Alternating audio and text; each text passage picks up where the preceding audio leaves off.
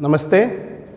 कल हमने संज्ञा से पहले की जानकारी प्राप्त की थी कि संज्ञा एक विकारी शब्द है और उसकी जानकारी विकारी और अविकारी के बारे में पढ़ा था। आज अपन पढ़ेंगे संज्ञा की परिभाषा और संज्ञा के भेदों के बारे में। प्रारंभिक कक्षाओं में हम लगातार संज्ञा के बारे में पढ़ते आ रहे हैं, तो संज्ञा की परिभाषा और संज्ञा के भेद। तो सर्वप्रथम हम एक उदाहरण के माध्यम से इसको समझने का प्रयास करेंगे। गोपाल ने रामदेवरा में सुंदर मंदिर देखा। सभी भैया बहन इधर ध्यानपूर्वक देखेंगे। गोपाल ने रामदेवरा में सुंदर मंदिर देखा। अब इसको हम समझने का प्रयास करेंगे। सारे जो शब्द हैं इनको हम संज्ञा शब्द कहेंगे। जो शब्द रेखांकित है वे सारे शब्द जो है वह रेखांकित किए हुए सभी शब्द संज्ञा शब्द है। लेकिन इसमें जो विषय आता है कि यहाँ पर जो गोपाल है, रामदेवरा, सुंदर मंदिर और देखना, लेकिन इसमें हम देखेंगे कि ये जो चारों शब्द गोपाल, रामदेवरा, सुंदर, मंदिर, ये सारे जो शब्द हैं ये सभी शब्द संज्ञा शब्द है। और इन संज्ञा शब्दों की परिभाषा में हम देखेंगे कि संज्ञा किसे कहते हैं। संज्ञा किसी प्राणी, किसी वस्तु,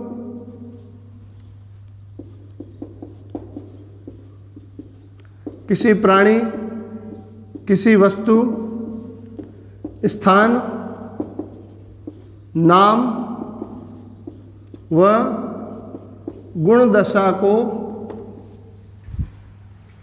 संज्ञा कहते हैं।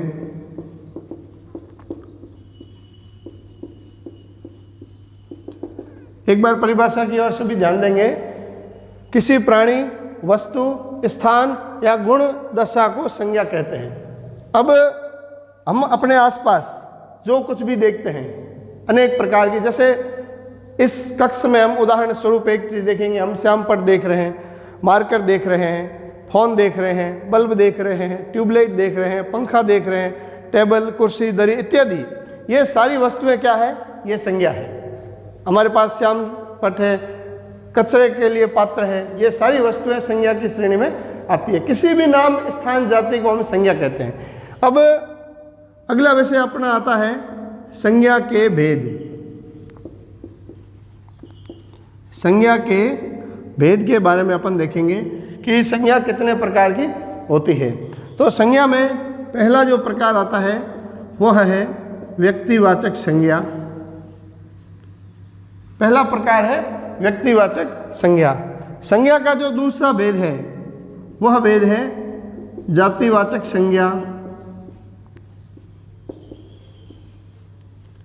और संज्ञा का तीसरा भाग है वह है भाववाचक संज्ञा।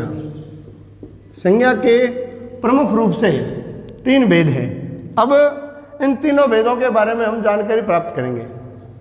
व्यक्तिवाचक, जातिवाचक और भाववाचक। जैसा पहले हमने एक पहले उदाहरण के अंदर देखा, किसी नाम, जातु, स्थान जो हम अपने आसपास देखते हैं, अर्थात अपने आसपास जो कुछ भी नाम है वे सारे जो शब्द हैं वे संज्ञा के शब्द हैं, उनको हम संज्ञा कहते हैं। लेकिन उसमें हम जब विभाजन करते हैं तीन प्रकार से, जाति, व्यक्ति और भाव, तो उसके अंदर हम एक इसका उदाहरण के माध्यम से देखेंगे कि व्यक्तिवाचक, जातिवाचक और भाववाचक किसे कहते हैं। तो व्यक्तिवाचक को परिभाषित करने के लिए हम परिभाषा लिखेंगे, किसी प्राणी, व्यक्ति या वस्तु का विशेष बोध किया जाता है।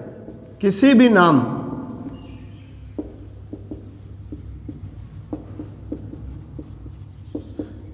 विशेष बोध। देखिए विद्यार्थियों, इधर वस्तु को ध्यानपूर्वक समझेंगे कि व्यक्तिवाचक और जातिवाचक दोनों में क्या अंतर है।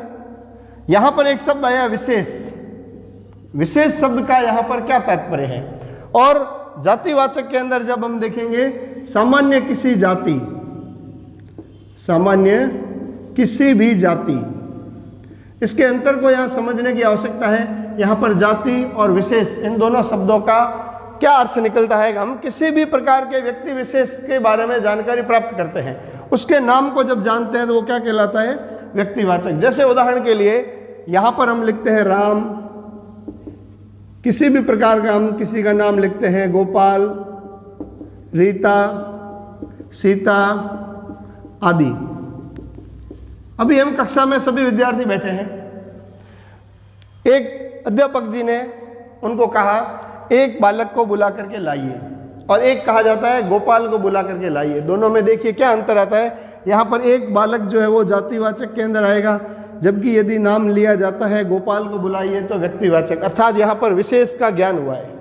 इन दोनों के अंदर समझने की अपने को आवश्यकता है कि यहाँ पर जो विशेष का बोध हो रहा है, ये नाम के आगे विशेष बोध किया जा रहा है। सामान्य के अंदर, जातिवाचक के अंदर क्या बोध किया जाता है कि जातिवाचक संज्ञा के अंदर किसी सामान्य जाति का बोध होता है। उदाहरण के लिए इस कक्ष में हम देख रहे हैं कि पंखे लगे हुए हैं, तो यहाँ पर जो पंखा है, यहाँ पर पंखा है, वह पंखा जातिवाचक की श्रेणी में आएगा। पंखा क्या है, पंखा जातिवाचक है। जबकि यदि इस पंखे को हम थोड़ा सा बदल देते हैं और इसको नाम को दे देते हैं, उदाहरण के लिए हमने दे दिया बजाज, ओरिएंट आदि कंपनी के नाम दे दिए, नाम देते ही ये क्या हो जाएगा, व्यक्तिवाचक हो जाएगा। ये दोनों में इसका बहुत बड़ा अंतर है। इसको जब हम समझ लेंगे तो ये दोनों अच्छी तरह हमारे बात समझ में आएगी। उदाहरण के लिए एक शब्द हम काम में लेते हैं कि कोई भी प्रकार का शब्द है, जैसे शब्द है विद्यालय। विद्यालय कौन सी श्रेणी में आएगा, विद्यालय जातिवाचक की श्रेणी में आएगा, क्योंकि विद्यालय कोई भी विद्यालय हो सकता है, ये यहाँ पर विद्यालय की जाति है। जबकि अपन एक व्यक्तिगत विद्यालय का नाम लेते हैं, जैसे हमने कह दिया आदर्श विद्या मंदिर पोखरण, आदर्श विद्या मंदिर फतेहगढ़, आदर्श विद्या मंदिर रामदेवरा, आदर्श विद्या मंदिर जैसलमेर, नाम आते ही वो क्या हो जाएगा, व्यक्तिवाचक हो जाएगा। जब तक वो केवल जाति के अंदर आता है तब वो जातिवाचक संज्ञा कहलाती है। तो इस अंतर को हमें समझना है और इन दोनों के भागों को अच्छी तरह हमारे समझ में आना चाहिए कि व्यक्तिवाचक और जातिवाचक, जिसमें किसी विशेष का बोध होता है। यहाँ पर विशेष के अर्थ को मैंने आपको जो बताया है उसका विशेष रूप से ध्यान रखेंगे, किसी विशेष का बोध होता है, जबकि जातिवाचक में हमेशा किसी जाति का बोध होता है, विशेष का न होकर के किसी जाति का बोध होता है। उदाहरण के लिए हम शहर, कि मैं शहर जा रहा हूँ, क्या हुआ, जातिवाचक हुआ। शहर कोई भी हो सकता है। अब मैंने कह दिया जोधपुर जा रहा हूँ, अर्थात जोधपुर यहाँ पर क्या हो गया, व्यक्तिवाचक, एक विशेष की ओर संकेत किया जाता है। तीसरा जो भाग अपन देखते हैं ये आता है भाववाचक संज्ञा। भाववाचक संज्ञा में क्या होता है कि किसी भी प्रकार के जो भाव है, गुण है, दशा है, उसका वर्णन किया जाता है। गुण, दशा, अवस्था आदि का बोध किया जाता है।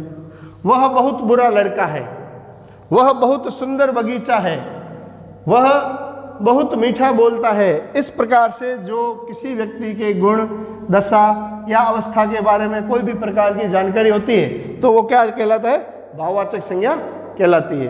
अब जो है इन तीनों के बारे में अपन जानकारी ले चुके हैं, व्यक्तिवाचक, जातिवाचक और भाववाचक संज्ञा।